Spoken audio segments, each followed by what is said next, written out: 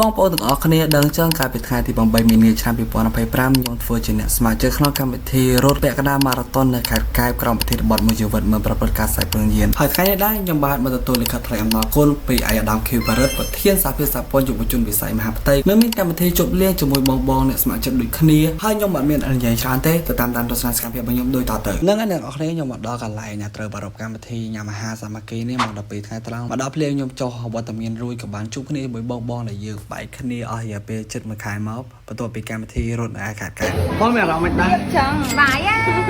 ហើយបន្ទាប់ពីនោះមកខ្ញុំក៏បានដើរចុះតូកដើម្បីចូលទៅញ៉ាំអាហារសាមគ្គីទាំងបងទាំងអស់គ្នាគឺថាយើងញ៉ាំអាហារសាមគ្គីទាំងអស់គ្នាគឺថាហើយម្លងដែលយើងញ៉ាំហ្នឹងក៏មាន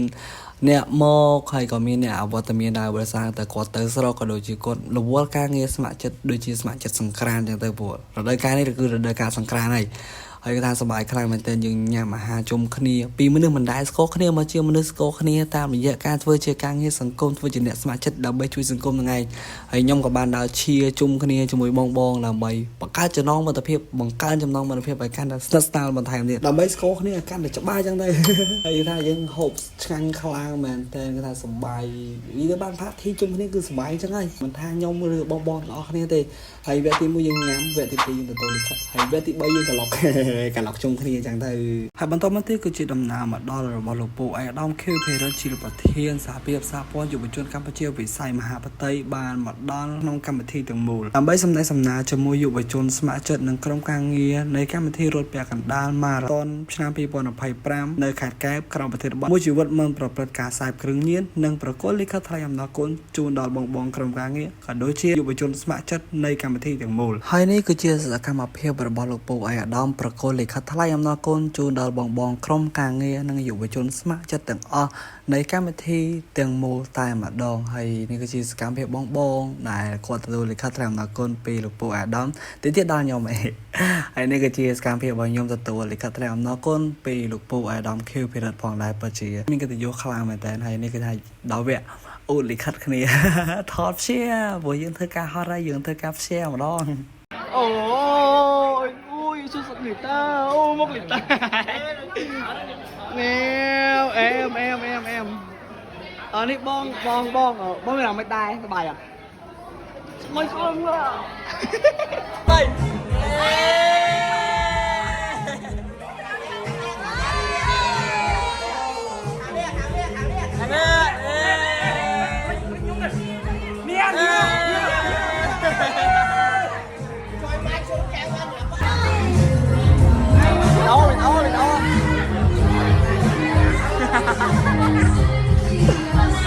Let here by guys. Không xỉn nhưng mà pin bông xài ha mà let here by chân người lót